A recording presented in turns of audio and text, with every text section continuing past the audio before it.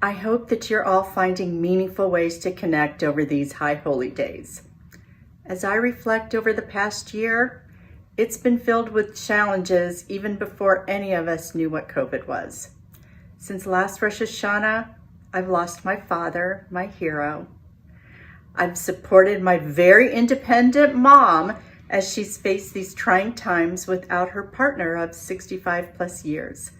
My husband's weathered several hospitalizations. I became IHC president during the worst pandemic in a century. And as I speak to you right now, I myself am recovering from COVID. I know many of you have faced challenges too. Health issues, loss of jobs, loss of loved ones, concern about our country, and fears about COVID.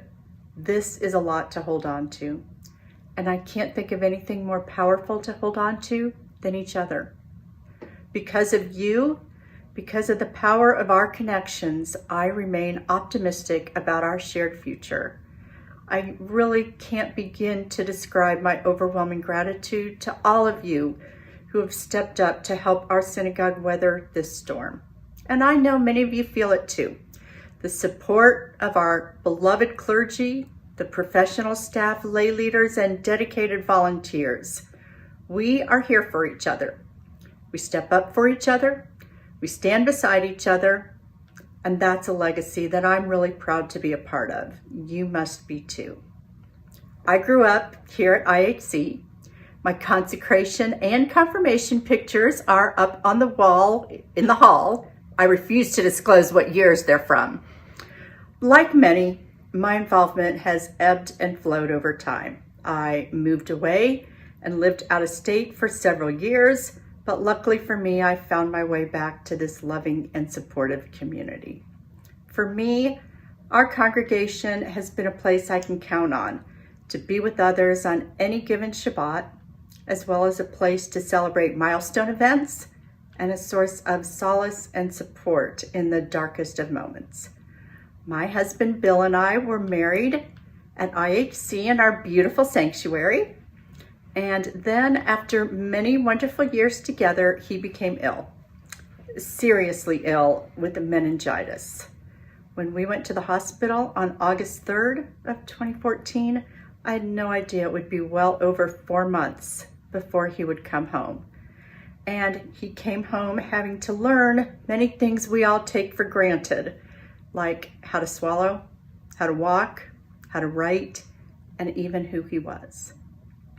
Thankfully, our family, our friends, and this congregation supported us through this journey, a journey that has continued over the last 6 years with emergency surgery and every possible complication you could imagine.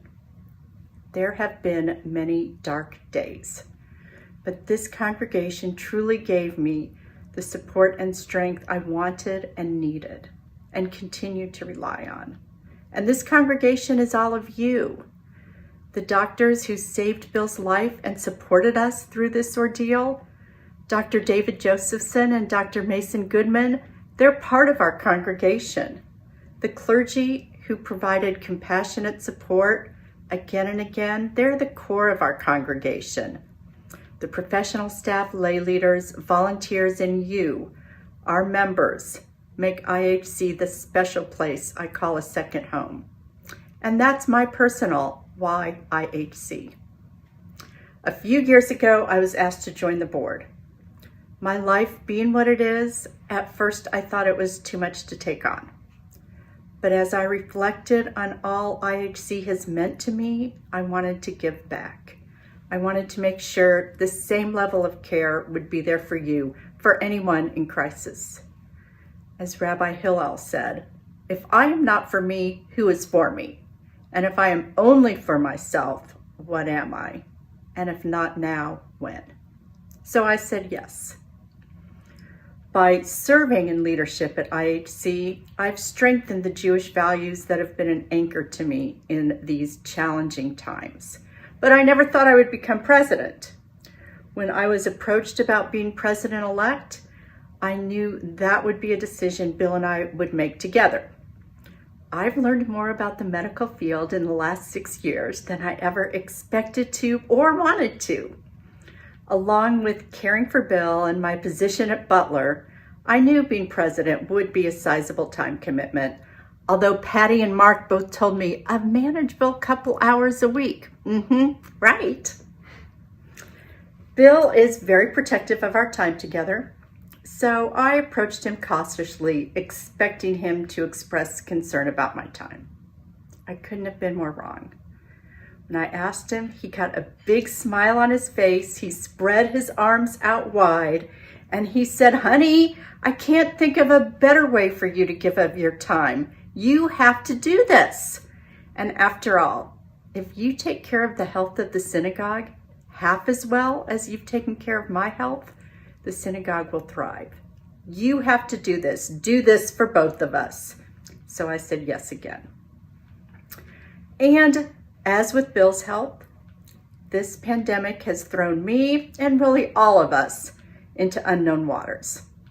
But as Jews, we've faced hard times before and come out stronger, more resilient, and more connected. That's my hope for us at this time. Let's turn this moment of upheaval into an opportunity for positive change. During our listening campaign, I heard from many of you that you want more involvement, more connections, more engagement. So let's do that. Get involved. I see the incredible impact and meaning IHC brings to our community. Every one of us has a role to play in ensuring that this vibrancy continues and is a source of strength for future generations. Now, more than ever, we need a strong Jewish community, an anchor in the storm, a place that upholds our tradition's enduring vision for a just and compassionate world. As a congregation, we must continue to come together on Zoom for now and back in our building when the time is right. We must listen and care for each other. We must build and support even stronger connections. We must answer the call to support our shared community. We must step up for each other. As our tradition teaches us, it is not your responsibility to finish the work of perfecting the world, but you are not free to desist from it either. I promise to do what I can as your president to steer our ship in these choppy waters, but I can't do it alone. Please join me, our clergy, our staff, board, committee members, to fortify our beloved congregation. I hope to see you at Shabbat services, at committee gatherings, at joyous occasions in the next year, maybe eventually in person. And although we usually say at the end of a Passover Seder next year in Jerusalem, how about next year, High Holy Days in the sanctuary? Ken Yehi Ratzon, may it be God's will. And may we all be written in the book of life and blessing for 5781. Lashana Tova.